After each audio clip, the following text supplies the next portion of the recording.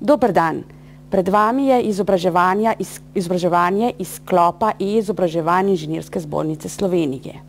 Tematika je zelo zanimiva, saj govori o vrednotenju nepremičnin, ki postajajo po eni strani osnova za dajatve, ki jih morajo državljani dajati državi, po drugi strani pa tudi osnova za prejemke, ki jih država daje državljanom, se pravi, ko govorimo o socialnih transferjih. Naslov predavanja je, kako do prave vrednosti moje nepremičnine, se pravi, hočemo vam povedati, kaj vse se skriva za vrednostjo nepremičnin v registru nepremičnin. Moje ime je Marjana Vogrin in upam, da bomo skozi to predavanje našli odgovore na vsa vprašanja, ki vas zanimajo v zvezi z množičnim vrednotenjem.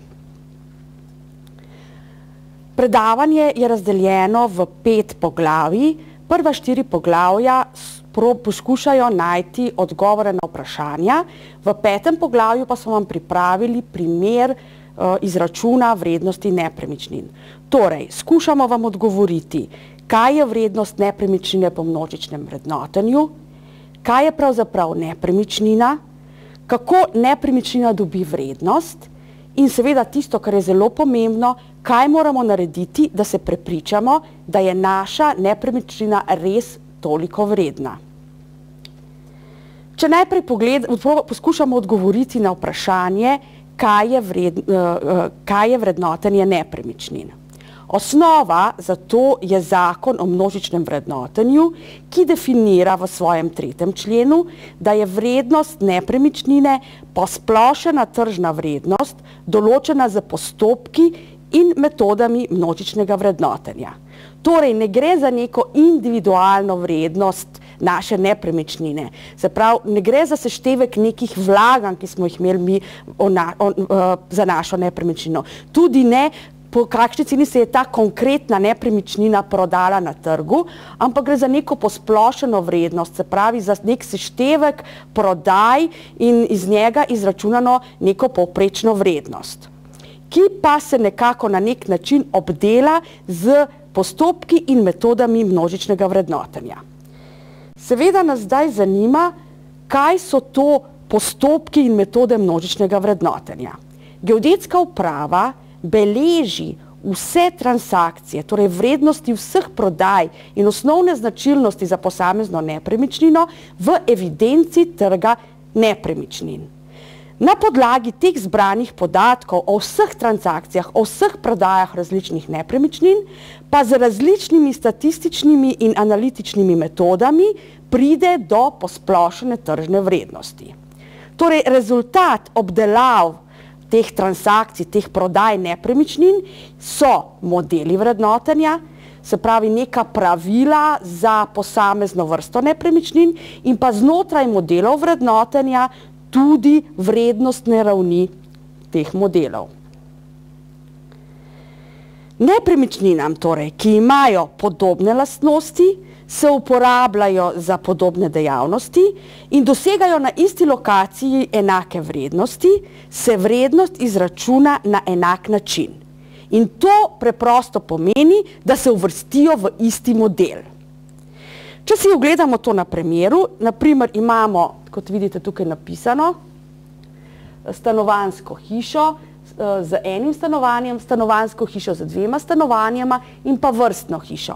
Vsem tem 3 je značilno približno enako obdobje bivanja, se pravi, približno imamo enako uporabo, ni veliko ljudi v tej hiši, vedno pripada zraven še neko zemljišče, zato se takim vrstam hiše, vsem 3, ki so tukaj naštete, izračuna vrednost po modelu za hiše. Če pogledamo drugo zadevo, recimo imamo bife, trgovino, frizerski salon, avtopralnico, tudi za te veljajo neke podobne zadeve. Lokacija in bifeja in trgovine je najbolj primerna v pritličju, da ima možnost izložbenega okna in tudi recimo neko prostor, ki je bil namenjen bifeju, lahko zelo hitro preuredimo v prostor za trgovino. Torej, in bife, in trgovina, in frizerski salon, in avtopralnica imajo nekaj skupnega, zato se njihova vrednost izračunava po modelu za lokale. Trenutno imamo 12 modelov za določanje vrednosti delov stavb, 5 modelov imamo za določanje vrednosti zemljišč in 4 modele za določanje vrednosti delov stavb in zemljišč, in to za tako zvane posebne nepremičnine. Torej, če se vprašamo, kaj je osnovna značilnost modela, dobimo zelo kratek in jedrnat odgovor, in sicer osnovna značilnost modela je, da se vrednost nepremičnine, ki pripada istemu modelu, zračuna po isti formuli. Torej, da nepremičnine, ki jih uvrščamo v isti model, pri njih se za izračun vrednosti uporabijo isti podatki. Se pravi, vplivajo iste lastnosti na vrednost. Če smo rekli, da se izračunajo po isti formuli, imamo tukaj spodaj navedenih nekaj primerov. Kot vidite, se vrednost kmetijskih zemljišč se računa po tej formuli, vrednost stanovanj po tej formuli in tako naprej. Zdaj, če se najprej ustavimo pri modelih za dele stavb. Imamo model vrednotenja za stanovanja, po katerem računamo vrednost za vse stanovanja v večstanovanjskih hišah, za oskrbovanja stanovanja, tudi za hotele in motele in pa recimo za dijaške domove in podobno. Potem po modelu vrednotenja za hiše, kot ste že prej videli v primeru, računamo vrednosti za individualno hišo z enim stanovanjem, individualno hišo z 2 stanovanjema, vrstno hišo, atrijsko hišo.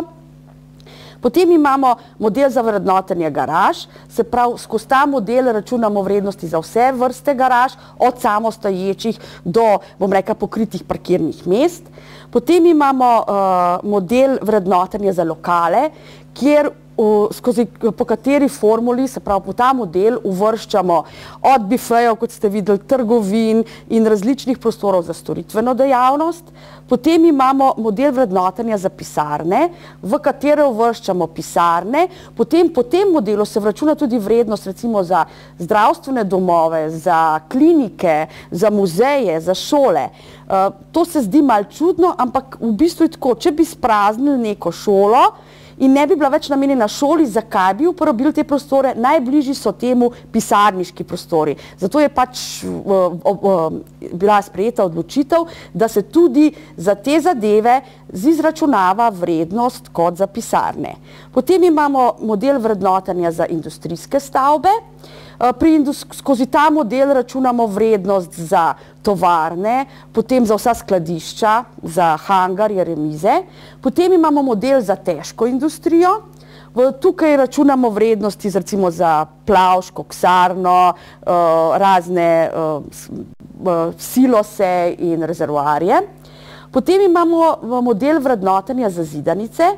V bistvu se po tem modelu računa vrednost zidanic in ničesar drugega, in te zidanice ne smejo biti stanovanjske zidanice, tam veljajo drugačna pravila.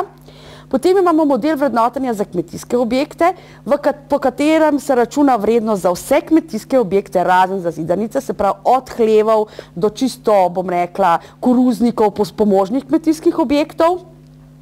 Potem imamo pa še model vrednotenja za javno rabo. Po tem modelu se računajo vrednosti letališč, železniških postaj, bazenov, prostorov za prireditve. In na koncu še model vrednotenja za druge stavbe. Se pravi, vse tiste, ki se ne uvrščajo v predhodne, se računajo po tem modelu. Tu gre predvsem za manjše objekte ali pa za dele stavb znotraj drugih stavb, ki služijo nekemu, bom rekla, podpori delovanja ostalih delov. Recimo, to so hodniki v večstanovanjskih stavbah, to so kurilnice, to so razne, recimo, vodni rezervoarji in podobno. No in potem nam ostane še zadnji model, to je pa model vrednotenja za posebne nepremičnine. Ta se za posebne nepremičnine uporablja samo, če imamo del stavbe za rabo elektrarna, bencinski servis, prostor za pristanišče, prostor za izvajanje rudniške dejavnosti, pa lastnik tega objekta, kjer imamo recimo elektrarno, bencinski servis, rudnik in pa pristanišče, ni posredoval geodetski upravi podatkov, ki jih potrebuje za izračun vrednosti in priključitev tudi ostalih nepremičnin, ki jih ima ta lastnik v lasti tej posebni nepremičnini. Se pravi, ta 12-ka se nam kot model za posebne nepremičnine uporablja samo v izjemnih primerih za vrednotenje posebnih nepremičnin. Potem imamo 5 vrednosti za izračun zemljišč, 5 modelov za izračun zemljišč, in sicer model vrednotenja za zemljišče za gradnjo. Po tem modelu se izračunajo vrednosti za tiste parcele, ki jih lokalna skupnost proglasi, da je na njih možna gradnja, in ta podatek posreduje tudi geodetski upravi.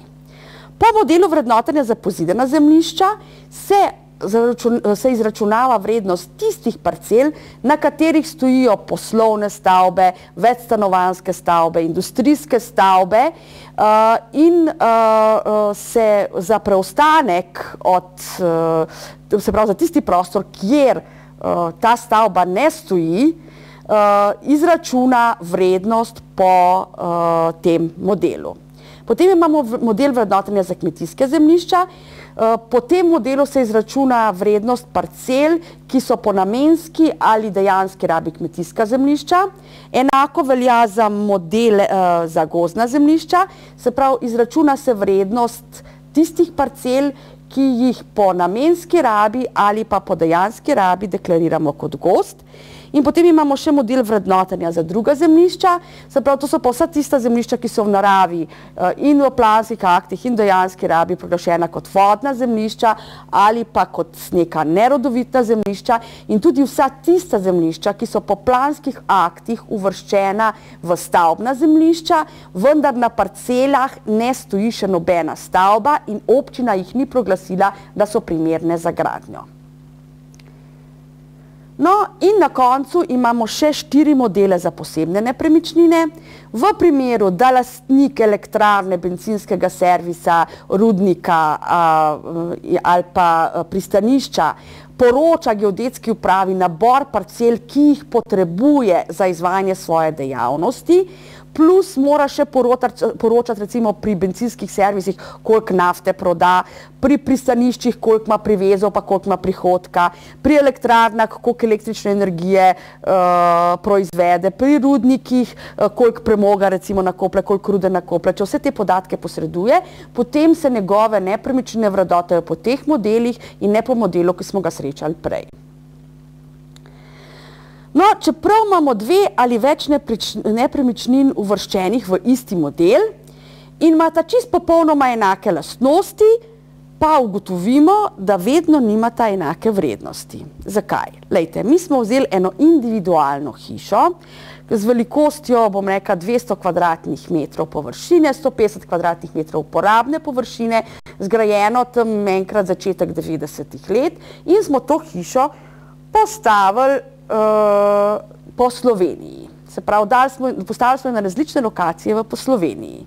In potem smo šli pogledati, po koliko so se na take hiše prodajale po Sloveniji, in smo dobili različne vrednosti.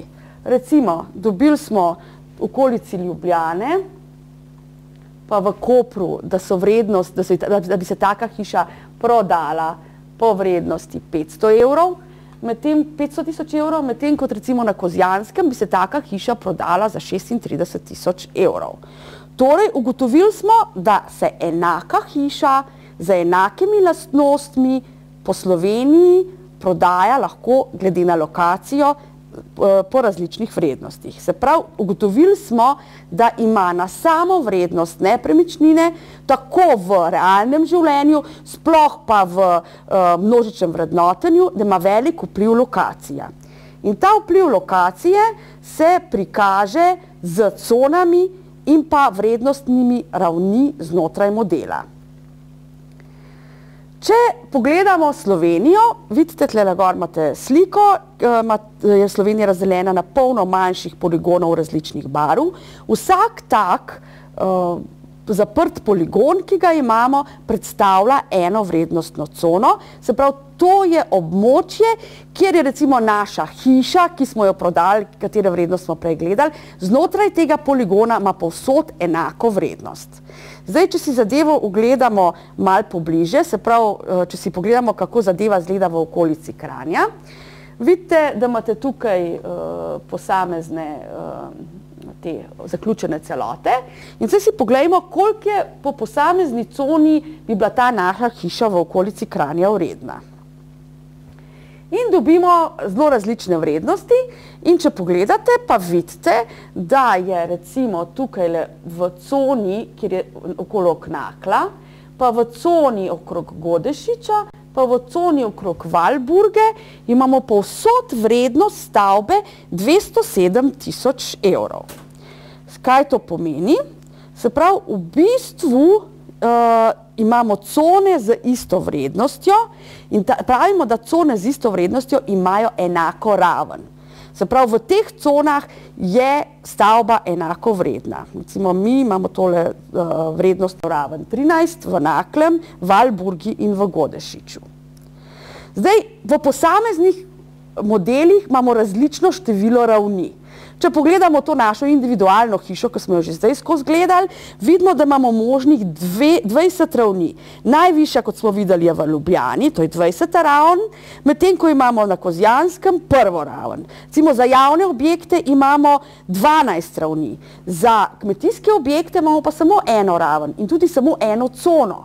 To pomeni, da ne glede, kje stoji zidanica ali pa kmetijski objekt, za oboje velja, da imamo samo eno raven, ali na Primorskem, ali pri Ljubljani, ali v Murski Soboti, bo ta stavba enako vredna, če bo imela enake lastnosti.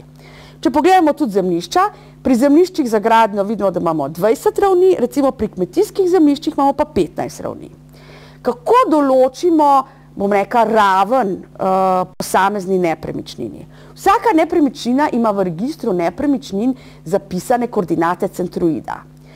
Presek teh koordinat z slojem con nam pove, v katero cono pade naša nepremičnina. In ker ima vsaka cona tudi predpisano raven, vemo, v kateri ravni se nahaja naša nepremičnina.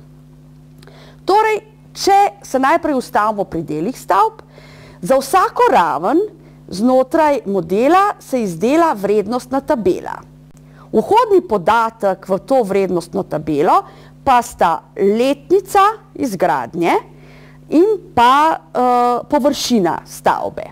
No, če si pogledamo za našo individualno hišo, vidimo tlele primere 3 vrednostnih tabel.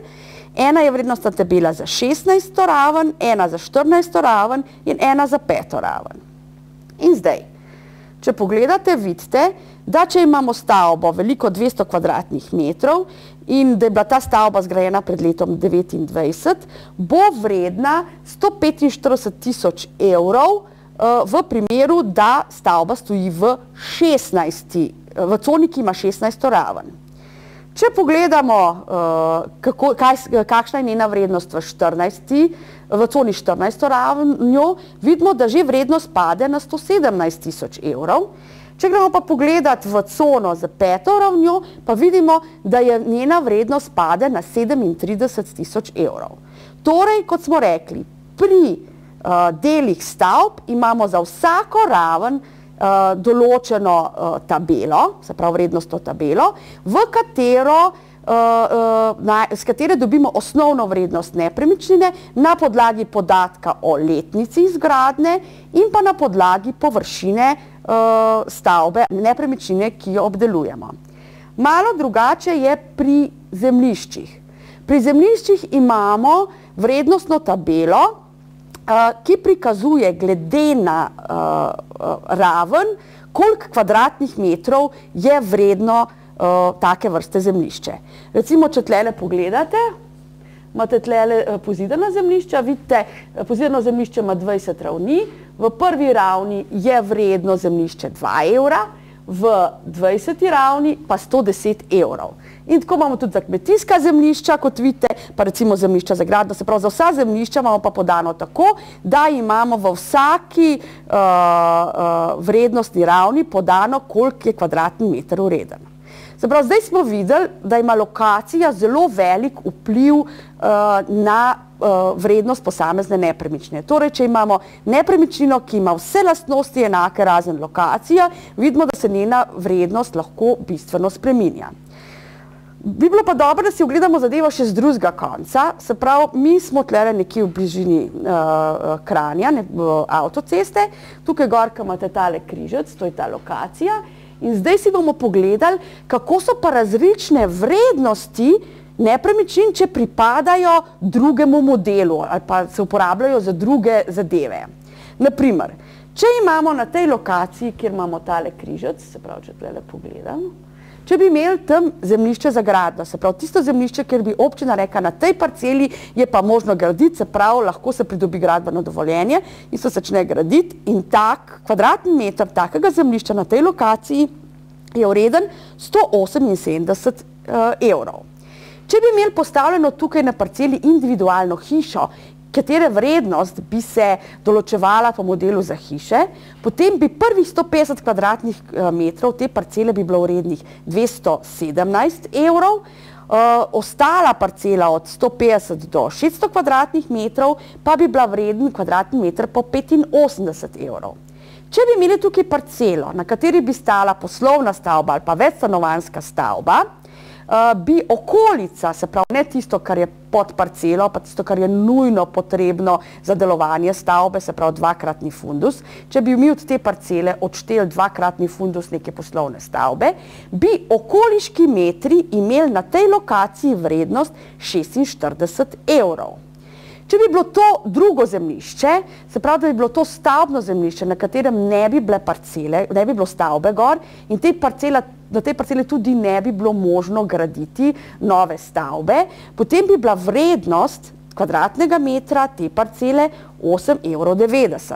Če pa bi bilo to kmetijsko zemljišče z boniteto 70 evrov, 70 točk, potem bi pa bila vrednost tega zemljišča 5,98 evrov. Torej vidimo, da na isti lokaciji, če nam pade zemljišče v različen model, je lahko vrednost tudi do 40-krat različna. Se pravi, najvišja je tam, kjer že imamo postavljeno hišo, teh prvih kvadratnih metrih pri individualni hiši, najnižja pa je za kmetijska zemljišča.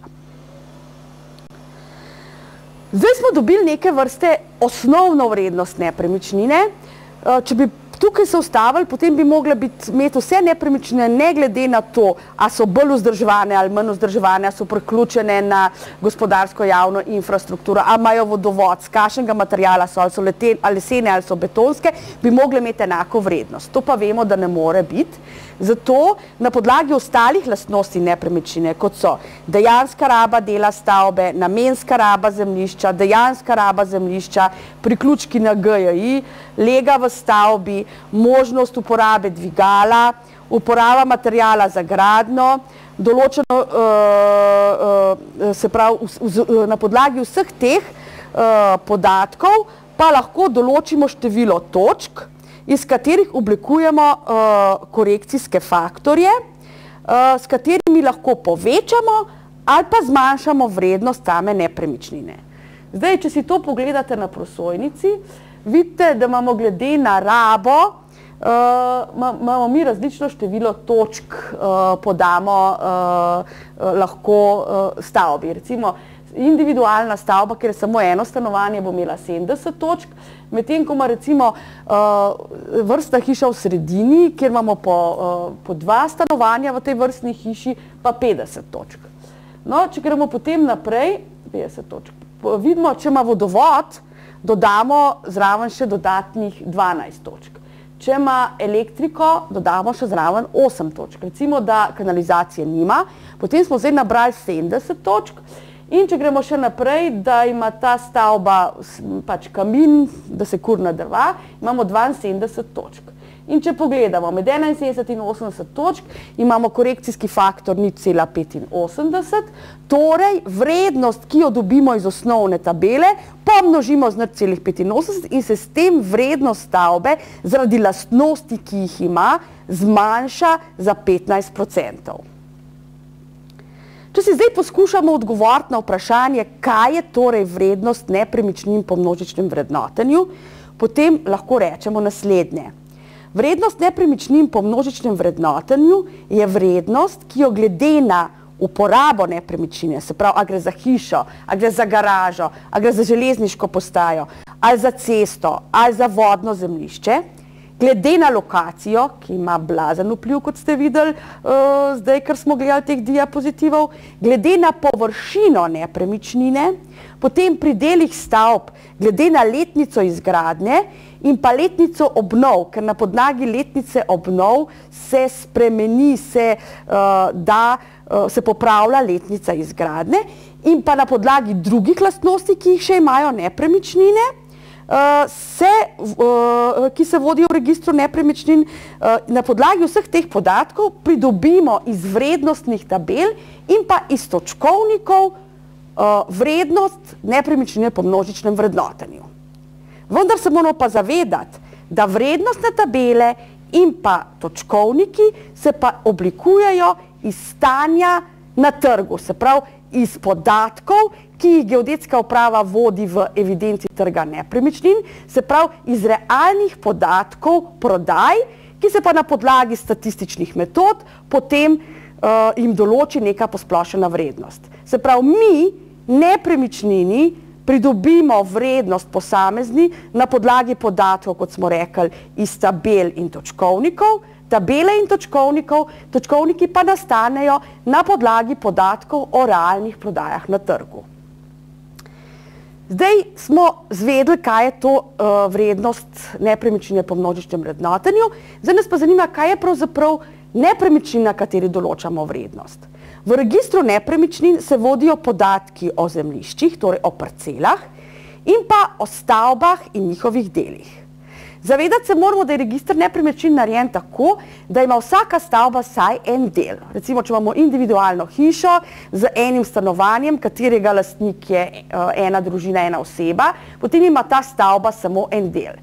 Če imamo pa na primer večstanovanjski blok s 30 stanovanji in pa z hodniki in pa kurilnico, se pravi, ima pa ta stavba 32 delov, 30 je stanovanjskih, en je hodnik, en je pa kurilnica, se pravi neki skupni deli, ki jih uporabljajo vsi lastniki. Na podlagi lastništva parcele, se pravi zemljišča, in pa delov stavb se tvori nepremičnina in tej nepremičnini se izračuna vrednost po metodi množičnega vrednotenja. Nepremičnina je torej sestavljena iz sestavin. Sestavine nepremičnin pa so zemljišče parcela in pa del stavbe, na katerega se pa vežejo tudi podatki, ki jih v registru nepremičnin vodimo na stavbo kot celoto. Zdaj, če pogledamo, kakšne vrste nepremičnin imamo. Nepremičnina je lahko samo parcela.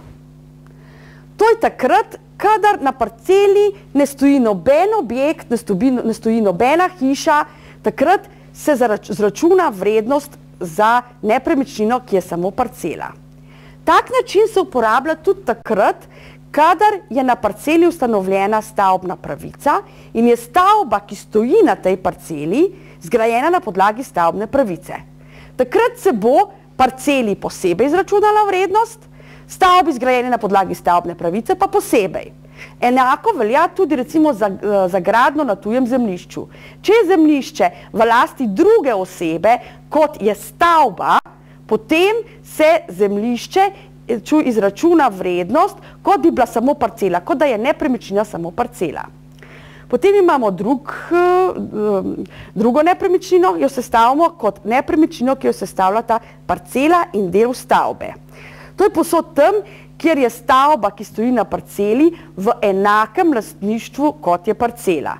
Takrat sestavljajo nepremičnino stavba, del stavbe v stavbi in pa parcela in se zračuna vrednost nepremičnine skupaj za stavbo in za parcelo.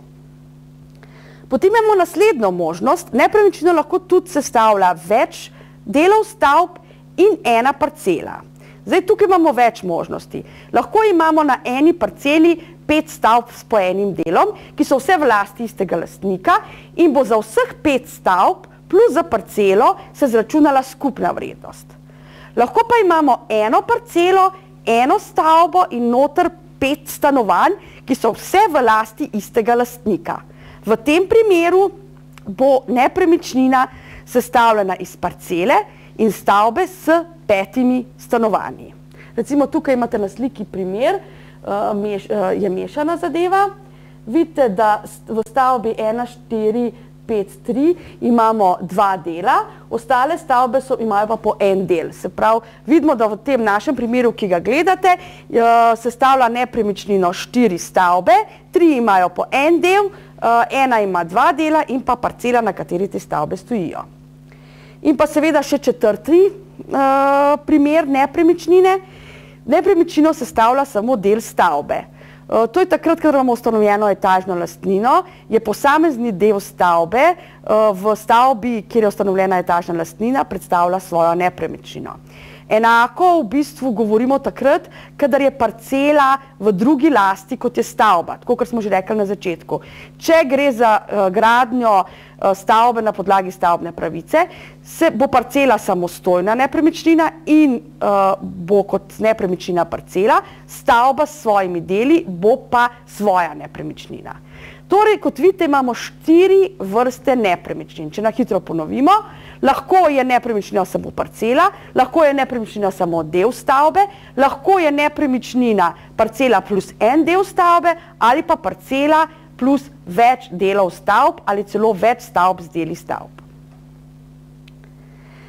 Zdaj, v registru nepremičnin se vodijo podatki na sestavino, ne pa na nepremičnino. Tako imamo v registru nepremičnin podatke, ki se vežejo na parcelo.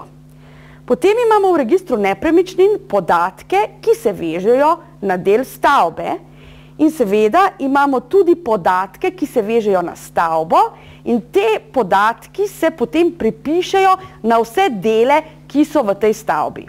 Če dam primer, recimo letnica izgradnje se vodi na stavbo, recimo 2010. Vendar se potem ta letnica pripiše vsem 5 delom, ki so v tej stavbi in se ta podatek tudi potrebuje za izračun vrednosti tega dela stavbe. Edini podatek, ki pa se ne vodi, pravzaprav ne izkazuje na sestavino, v registru nepremičnin je pa vrednost. Vrednost se vedno izkazuje na nepremičnino. Seveda, v sami bazi se izračunava vrednost tudi na sestavino nepremičnine, vendar izkazuje se pa vedno na nepremičnino. Recimo tukaj imamo primer, se pravi, vidite, nepremičnino sestavlja del stavbe in pa parcela in vrednost je podana skupaj za oboje. Se pravi, za nepremičnino kot tako, ne pa za sestavine. Zdaj, odkot pa pridejo podatki v register nepremičnin? Register nepremičnin prevzema podatki zemljiškega katastra, katastra stavb, planskih aktov lokalnih skupnosti, iz evidence Zavoda za gozdove. Poleg tega smo dobili največji paket podatkov v register nepremičnin v času popisa nepremičnin, ki smo ga imeli. In pa seveda se v REN tudi zabeležijo vse spremembe podatkov, ki jih poročajo ljudje, se pravi te podatke, ki so bili najprej v popisu podani, pa so se zdaj spremenili, jih lahko ljudje pač sporočajo preko sprememb podatkov v register nepremičnin. Zdaj, če pogledamo, vidimo, da prevzema register nepremičnin še nekatere podatke iz drugih evidenc, vendar posredno. Se pravi, v zemljiški kataster se prevzemajo podatki zemljiške knjige o lastništvu parcel in posredno iz zemljiškega katastra REN prevzame te podatke. Enako je tudi podatki za dejansko rabo. Dejanska raba se jo vodijo kmetici, se v zemljiškem katastru pripiše na parcelo in iz zemljiškega katastra ta podatek potem pride v REN. Tudi lastništvo stavb v etažni lastnini se vodi v zemljiški knjigi, ki se prevzema v kataster stavb in z katastra stavb pridejo ti podatki v register nepremičnin. Zdaj, če še enkrat naštejemo, katere podatke prevzema register nepremičnin iz katere evidence. Bomo rekli, zemljiške knjige se prevzemajo lastniki parcel in delov stavb v etažni lastnini preko zemljiškega katastra. Iz evidence dejanske rabe prevzemamo dejansko rabo zemljišč na parcelo, seveda tudi preko katastra. Potem direktno nam občine poročajo iz planskih aktov podatke o namenski rabi in pa zraven nam še povedo, katero zemljišče je primerno za gradnjo. Potem se pridobivajo podatki o odprtosti zemljišča, pa o rastiščnem koeficientu iz evidence Zavoda za gozdove. Vse ostale podatke, ki jih potrebujemo za parcelo, pa se pridobijo iz zemljiškega katastra. Zdaj, iz katastra stavb za vse stavbe, ne glede na to, a so prišle v evidenco po upravni poti, a z nekim množičnim zajemom, se prevzemajo podatki o katastrski občini, številki stavbe, številki dela stavbe, naslovu dela stavbe in pa centroidu. Zdaj, za tiste stavbe, za katere je bil narejen katastrski vpis, se pravi, je bil izpeljan upravni postopek, se iz katastra stavb prevzemajo še podatki. Številka stanovanja, parcela, na kateri stoji stavba, dejanska raba dela stavbe, številka pritlične etaže, površina, uporabna površina in tako naprej.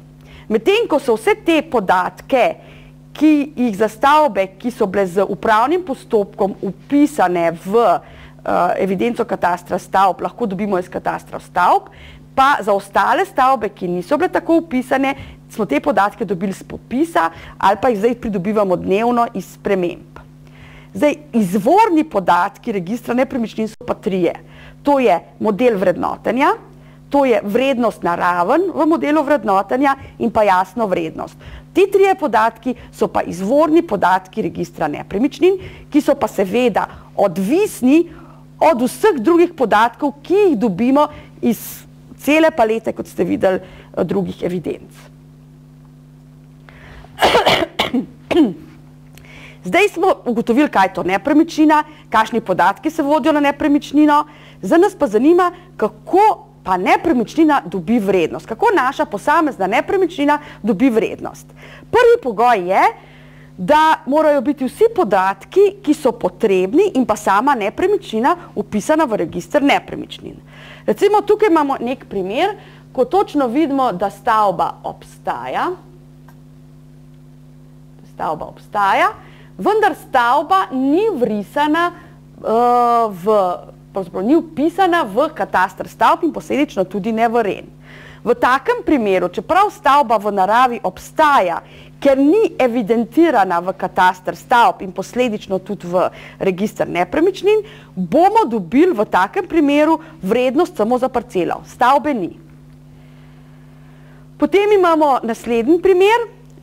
Stavba sicer ne obstaja, je pa podan identifikator stavbe, takole 6240, ni pa še narejen, koliko je stavba velika, se pravi, bila je narejena neka rezervacija za to stavbo, vendar se kasneje niso vložili podatki za to stavbo, se pravi, nimamo podatka ne o rabi, ne o površini, ne o letnici izgradnje, zato se za tako stavbo sploh ne more zračunati vrednost, kar pa je še huje, ker v prejšnjem primeru stavbe sploh nismo imeli, pa smo imeli vsaj vrednost za parcelo. V tem primeru se pa tudi ne izračuna tudi vrednost ne za parcelo.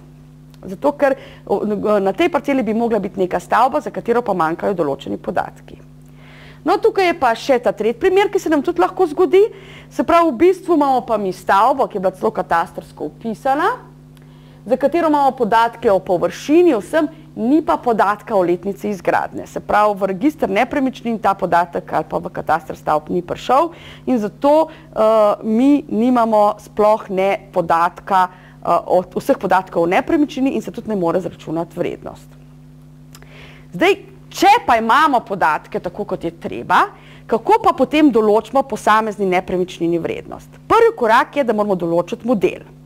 Model se določi za del stavbe v odvisnosti, kakšne dejanske rabe je ta del stavbe.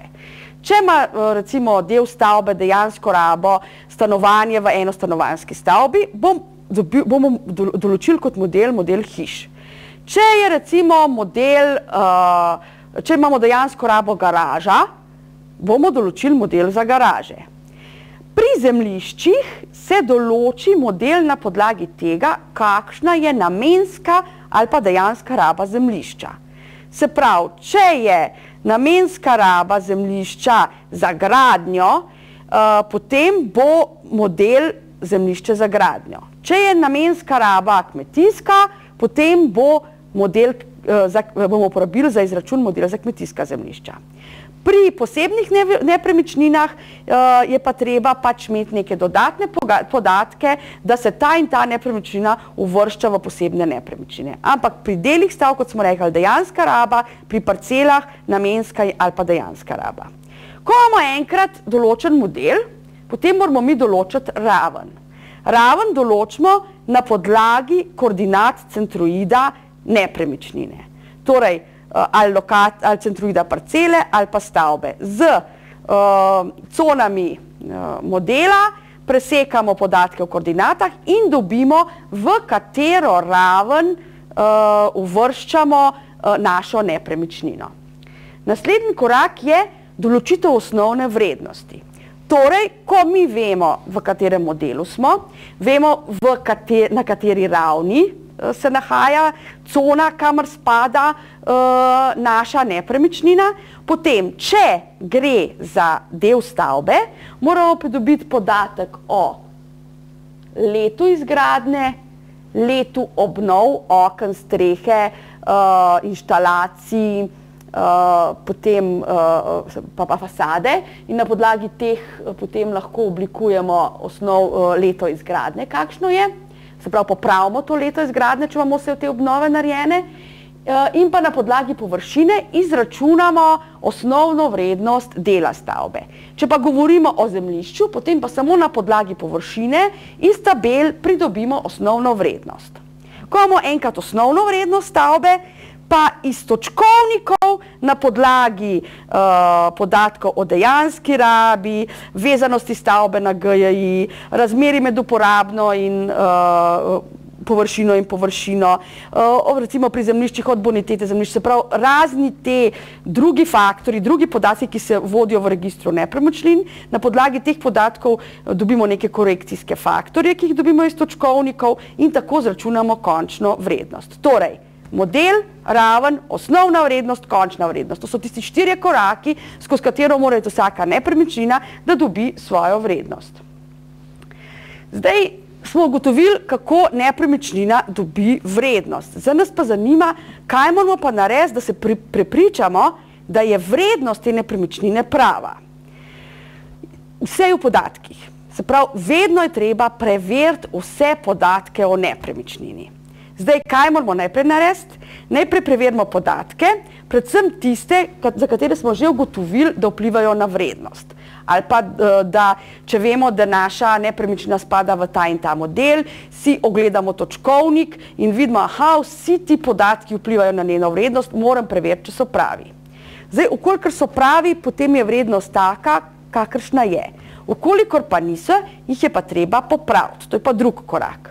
Zdaj pa, kje pa vidimo, kakšni so podatki o nepremičninah? Pod prvo, to lahko vidimo v javnem vpogledu geodetske uprave, ki se nahaja na tem linku, ki ga imate tukaj noter gledati. Se pravi, vi vtipkate podatke o številki parcele in katastrski občini, o naslovu, o številki stavbe, pa katastrsko občino, številki dela stavbe in boste dobili vse podatke o vaši nepremičnini izpisane. Potem seveda to lahko pogledate tudi na obvestilu, ki ste ga dobili ali pa ga lahko dobite na geodetski upravi, ki ste ga dobili po pošti. Potem še vedno lahko, če poznate še vedno geslo, ki ste ga dobili na obvestilih o vrednosti nepremičnin, si to zadeve lahko pogledate v svojem lastnem pogledu v svoje nepremičnine. Seveda in kot zadnje, vedno se lahko obrnete na geodetsko upravo ali pa na geodetska podjetja in vam oni pomagajo pogledati, a so te podatki pravi in kakšne podatke vodijo o vaši nepremičnini. Zdaj, treba je biti pa predvsem pozoren na kaj. Najbolj važno je, ali je res moja nepremičnina uvrščena v pravi model. Recimo, da bi imela jaz eno hišo na svoji zemljišču, tako, v kateri se ne biva, pa bi pomotoma bila proglašena za stanovanjsko stavbo.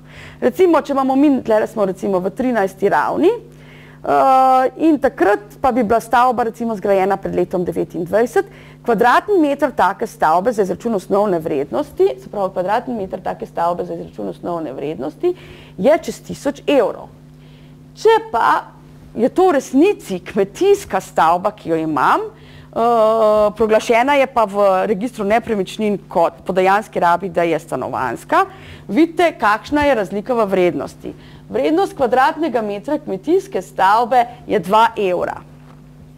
Podatki, ki najbolj vplivajo na izračun vrednosti, so pa še dejanska raba dela stavbe, namenska ali dejanska raba zemljišča, lokacijo, na katero žal nimamo vpliva, leto izgradnje in leto obnov, površina, tako zemljišča kot površina stavbe, uporabna površina dela stavbe in pa drugi podatki, ki vplivajo na vrednost. Ti podatki so za posamezen model podani v točkovniku in na tem naslovu, ki ga imate vi podano vse modele in lahko za vsak model pregledate ta točkovnik in ugotovite za vašo nepremičnino, kateri so tisti podatki, ki najbolj vplivajo na vrednost vaše nepremičnine.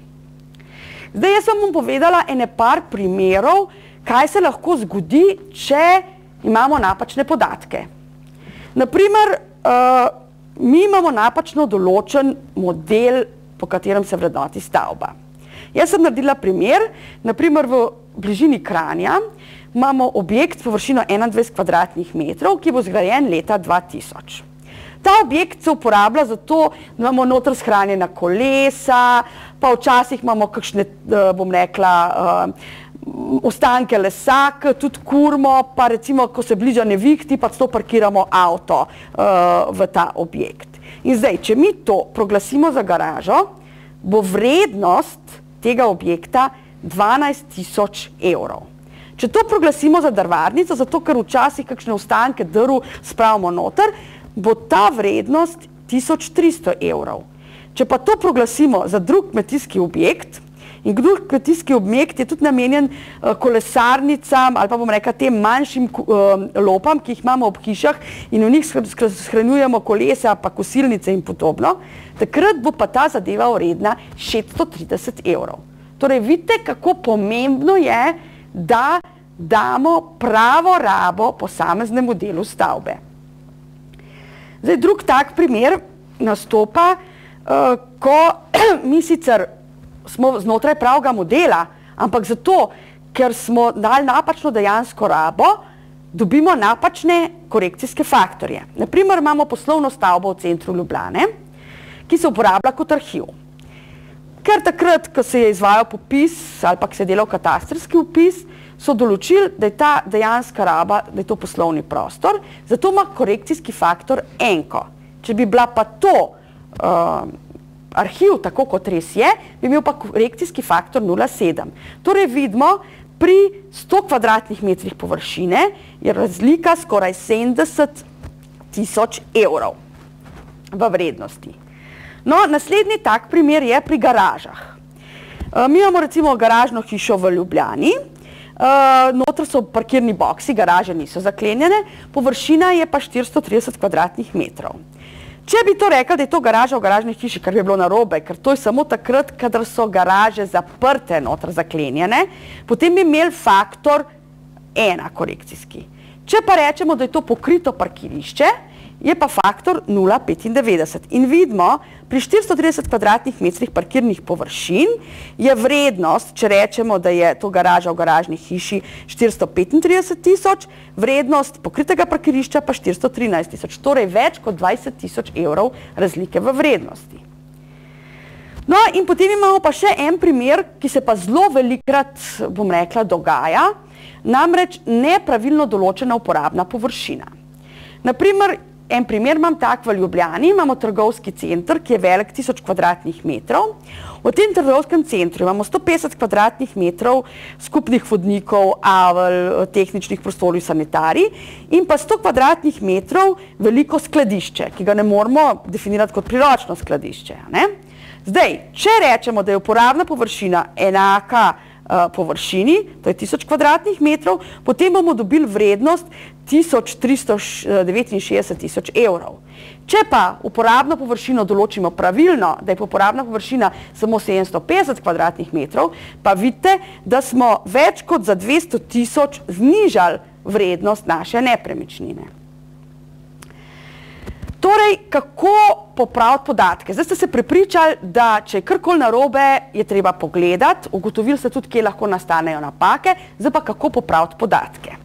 Če podatki nimajo statusa katastrskih podatkov, se pravi, da ni bil izdan upravni akt ob njihovem vpisu in so to izvorni podatki geodetske uprave, se pravi, ne gre za namensko rabo, ne gre za dejansko rabo, ampak gre za recimo površino, leto izgradnje in podobne zadeve, takrat mi lahko zadevo zelo enostavno uredimo. Pridemo do obrazca za spremembo podatkov v registru nepremičnin, ga izpolnimo z pravimi podatki, seveda moramo vedno obvezno vpisati gor pravi identifikator stavbe pa dela stavbe in tak obrazec vložimo s svojim podpisom na geodetsko upravo. V primeru, da je pa podatki so nastali v upravnem postopku, takrat pa ni tako simpel zadeve spreminjati, ampak v takem primeru, ko gre za večje spremembe, naprimer spremembe same površine, pa za združevanje ali pa razdruževanje delov stavb, je pa potrebno vložiti vlogo. Priloga vlogi mora biti pa elaborat sprememb v katastru stavb, ki ga pa mora izdelati geodetsko podjetje. No, če pa gre za podatke, ki so sicer po upravnem postopku prišli v evidenco, vendar ne povzročajo nekih večjih sprememb, recimo, da gre to za spremembo dejanske rabe ali pa spremembo uporabne površine, v takem primeru pa lahko tudi brez elaborata, ki ga izdela geodetski izvajalec, vložimo tako spremembo, vendar se pa zahteva izpolnjevanje nekih obrazcev, s katerih imamo pa lahko tudi težave, tako da tudi v takem primeru mogoče ni slabo, da se obrnete po nasvet k geodetskim podjetjem in vam bojo pomagali pripraviti take vloge. No, kako pa postopamo v primerih, ko imamo napake v registru nepremičnin v podatkih, ki smo jih prevzeli iz drugih evidenc? Se pravi, če lastništvo parcel in delov stavb, ki so v etažni lastnini, ni pravo, v zemljiški knjigi je treba poskrbeti, da se izvedejo postopki, ki bodo prikazovali prave podatke v zemljiški knjigi. Če dejanska raba zemljišč, se pravi parcele, ni prava, potem je treba doseči spremembo v evidenci dejanske rabe pri Ministrstvu za kmetijstvo in okolje. Če namenska raba zemljišča ni prava, to pomeni, da je občina, lokalna skupnost poročala geodetski upravi napačne podatke, se pravi, je treba zadevo spreminjati na občini, na lokalni skupnosti. Če podatki o odprtosti zemljišča in pa o rastičnem koeficientu niso pravilni, potem pomeni, da je potrebno spremeniti podatke pri Zavodu za gozdove. Videli ste zdaj, kaj je treba narediti, če so podatki nepravilni. Da se boste pa lažje predstavljali, kako res pridemo do vrednosti nepremičnine, se vam pa pripravlja en primer izračuna vrednosti za individualno hišo in tako boste videli, kako pride po teh formulah, ki so zapisane iz nekih splošnih pravil, do vrednosti čisto konkretne nepremičnine. Mi imamo stanovanjsko stavbo, in sicer na Blajvajzovi 88 v Kranju. Številka stavbe v registru nepremičnin je 15. Številka parcele, na kateri stoji stavba, pa je 161/6 in stoji v katastrski občini Rupa. Če pogledamo osnovne podatke, dejanska raba je stanovanje v samostoječi stavbi z enim stanovanjem. Leto izgradnje je 1990 in ni bilo narejenih nobenih obnov. Ni se popravljala streha, ni se obnavljala fasada, niso se obnavljale inštalacije in niti ni bilo obnove oken. Torej nam bo vhodno leto ostalo 1990. Okolikor bi bile narejene kakršnekoli obnove, bi bilo treba izračunati efektivno leto, se pravi, bi se to leto 1990 pomladilo. Največ, če bi bile povsod obnove, recimo, da je bila stavba narejena leta 1990, bi bila zgrajena, pa da bi bile vse obnove tam okrog leta 2010, se nam maksimalno do 10 let lahko poveča vstopno leto. Se pravi, ne bi bilo leto 1990, ampak leto 2000 v našem primeru. No in ker nismo imeli nobenih obnov, štartamo z letom 1990. Material nosilne konstrukcije je opeka, površina stavbe, vseh delov stavb, površina vseh prostorov v stavbi je 256,8 kvadratnega metra. Stavba ima en del, kot smo rekli, uporabne površine je 110,3 kvadratne metre, se pravi, toliko je sob, kuhinj, stranišč, hodnikov. Vsa ostala razlika odpade na neke kleti, shrambe, stopnišča. Potem imamo priključek na vodovod, imamo priključek na elektriko, na kanalizacijo stavba ni priključena, ima greznico. V stavbi je centralno ogrevanje, površina parcele, na kateri stavba stoji, je 247 kvadratnih metrov in 50 kvadratnih metrov je do ceste prvega reda in manj kot 100 kvadratnih metrov je do avtoceste. In zemljišče, jasno, ker že gor stoji hiša in je kvadratnih metrov okoli izredno malo, ne more biti primerno, da se gradi na njej še ena hiša, zato to ni zemljišče za gradnjo. Se pravi, to so osnovni podatki, ki so potrebni, da se izračuna vrednost te naše hiše. Seveda, zdaj vam bom pokazala še, če pogledamo, tukaj imamo podatke za stavbo in vse te podatki, ki so rdeče obrobljeni, in so zapisani v registru nepremičnin, se uporabijo pri izračunu vrednosti. Če damo izpisek tistega dela iz registra stavb za del stavbe, spet vidimo tukaj podatke in vse tisto, kar je rdečo, bomo uporabili pri izračunu vrednosti.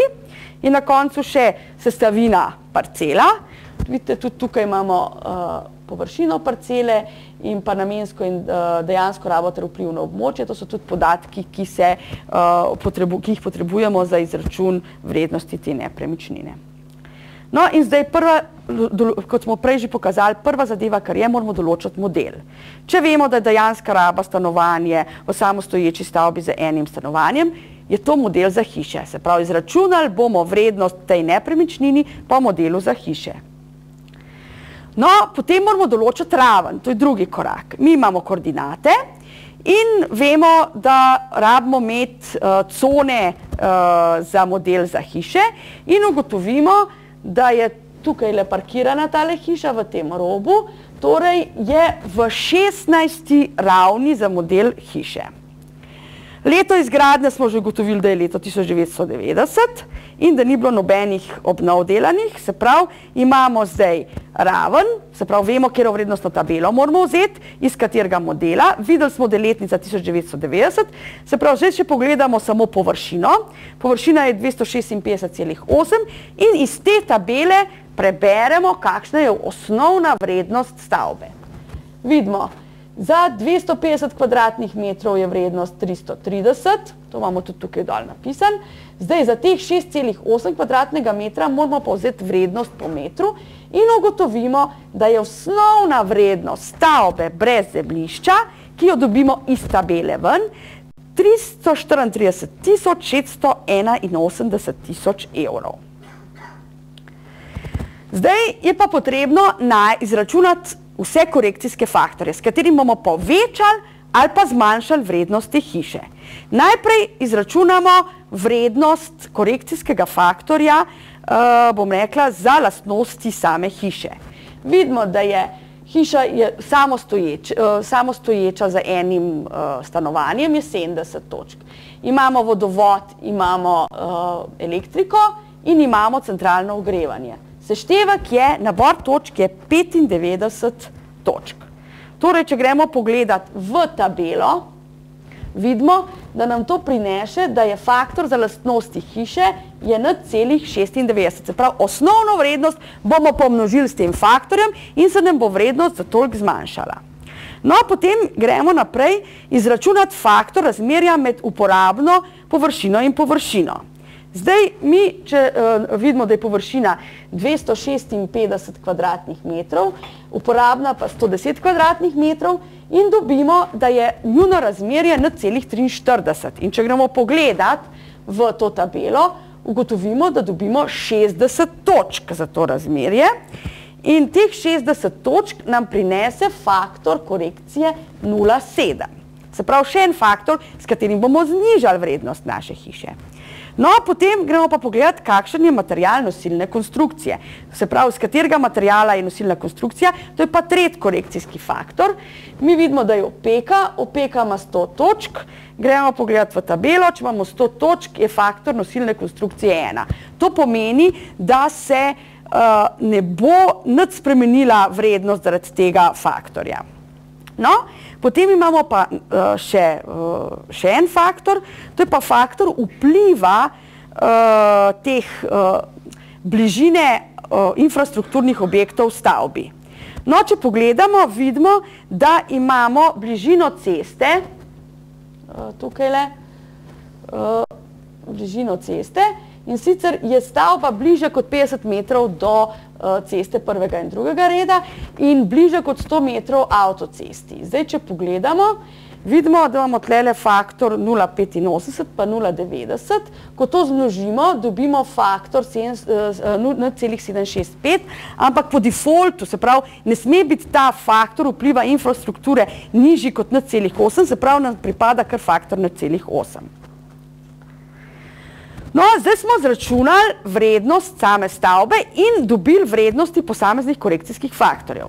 Ker pa pri hišah, po modelu za hiše, moramo zračunati tudi vrednost pripadajočega zemljišča. Po tem modelu vidimo, vzamemo iz vrednostne tabele, kakšni so podatki za zemljišče. In vidimo, za prvih 150 kvadratnih metrov je vrednost za kvadratni meter 217, od 200 do 600 pa 85. Naša parcela je velika 547 kvadratnih metrov, torej zračunamo za 150 kvadratnih metrov po 217 in za 397 po 85 in dobimo, da je osnovna vrednost zemljišča vzetega iz tabele 66.295 evrov.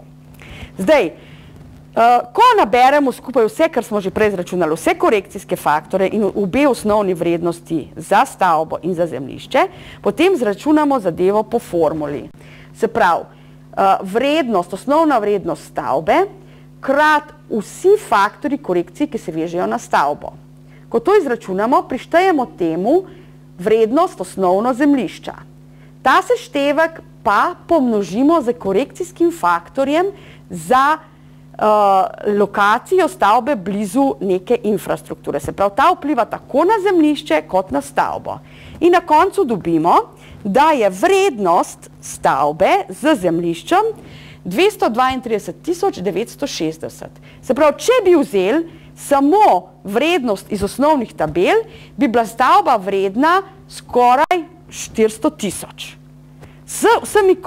Plus zemljišče. S vsemi korekcijskimi faktorji pa vidimo, da je vrednost te nepremičnine se malo manj razpolovila.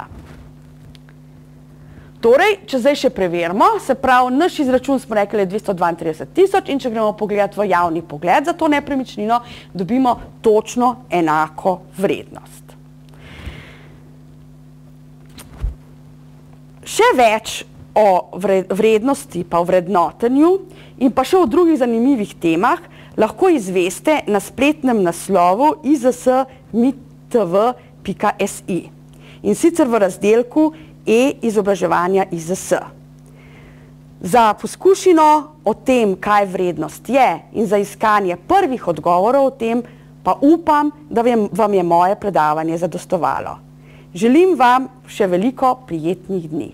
Hvala.